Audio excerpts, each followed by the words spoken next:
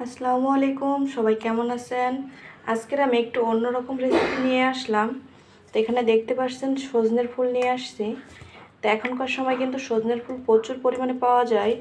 তো এই সজনের ফুল আমি খুব সুন্দরভাবে ধুয়ে পরিষ্কার করে নিয়েছি। এই সজনের ফুলের মজার একটা ভর্তা রেসিপি করব। তার জন্য দেখুন এখানে আমি বেশি করে রসুন, কালো জিরা আর শুকনো মরিচও কিন্তু নিয়ে নিয়েছি। তো অবশ্যই প্রথম থেকে শেষ পর্যন্ত আমার এই ভর্তা রেসিপিটা দেখবেন।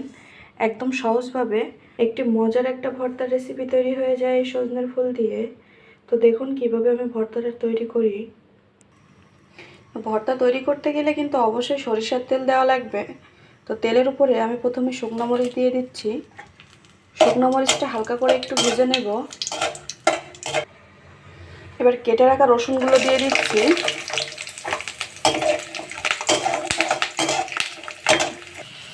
রসুনগুলো একটু লাল লাল করে ভেজে নিয়েছি। এবার আমি কালো জিরে দিয়ে দিচ্ছি।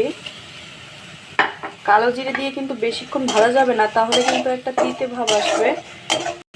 কালো জিরে দিয়ে একটু নাড়াচাড়া দেওয়ার পরেই আমি সজনে ফুলগুলো দিয়ে দিচ্ছি।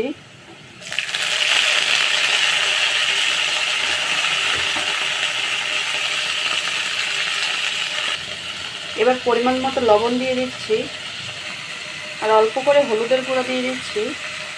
দিয়ে সবগুলো আমি খুব সুন্দর করে ভেজে নেব।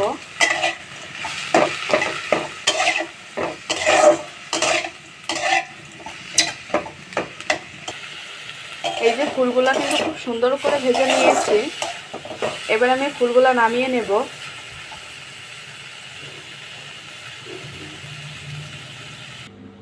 সজনের ফুলগুলা সব শিলপাটায় নামিয়ে নিয়েছি। এবার আমি খুব সুন্দর করে বেটে নেব। দেখুন কত সহজে তৈরি হয়ে গেল সজনে ফুলের ভর্তা। তো এভাবে ভর্তা তৈরি করে দেখবেন, আশা করি আপনাদের কাছে ভালো লাগবে। তো আমি চেষ্টা করি প্রত্যেক দিন নতুন নতুন কিছু না কিছু আপনাদের সঙ্গে শেয়ার করার। তো আশা করি আপনাদের কাছে ভিডিওটি ভালো লেগেছে। তো ভালো লাগলে অবশ্যই আমার পাশে থাকবেন।